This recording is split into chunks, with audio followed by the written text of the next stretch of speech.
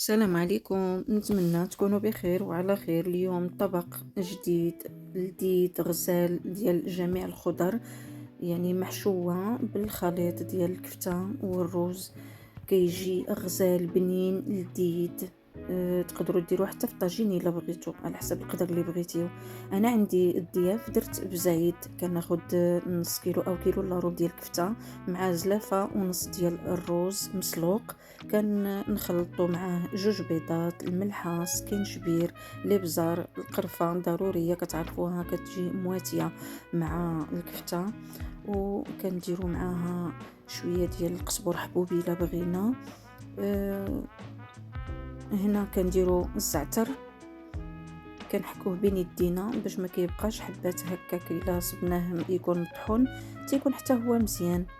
هنا كنديروا المعدنوس، كنزيدوا عليه شويه ديال زيت البلديه، وكنديروا الخليط ديال الاعشاب المنسمه. تقريبا راني دايره فيه 9 ديال انواع الاعشاب المنسمه.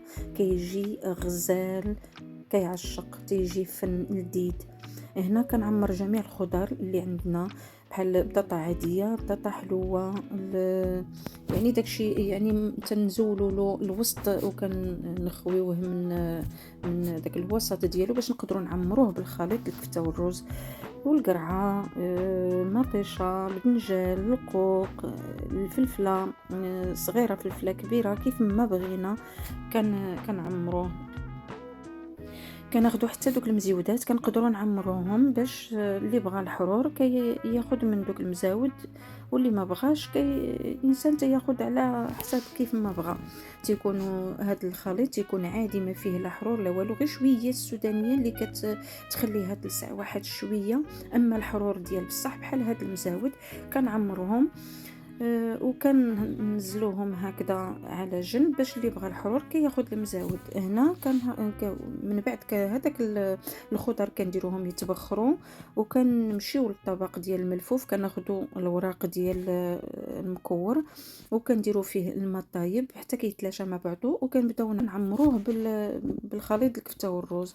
كنخليوه على جنب وكنمشيو لاصوص اللي غادي نديرو فيها مطيشه بزايد. كنطحنوها مع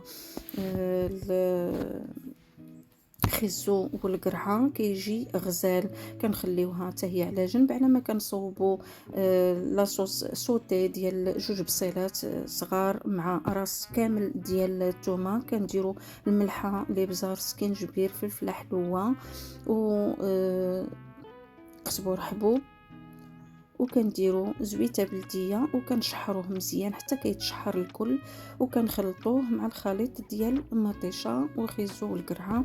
كنزيدوا عليه بعدا واحد شويه ديال الزعتر عاد باش كنخلطوه مع الخليط ديال المطيشه، وكنطحنوه مزيان حتى كينسجم مع بعضه. هنا كان نديرو يعني كنحصلوا على اون صوص اللي غادي نقدروا نطيبوا بها هذا الملفوف هكذا.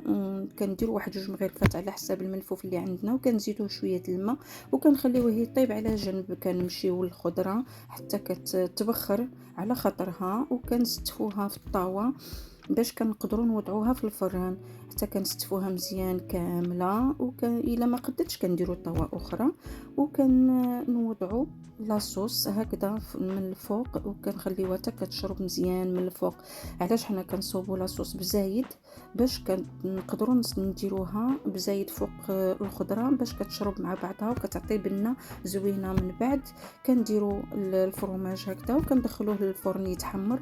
شوفوا لي على طبق غزال كيعشق فن، قدمته للناس للضياف تيقولوا الله يعطيك الصحه.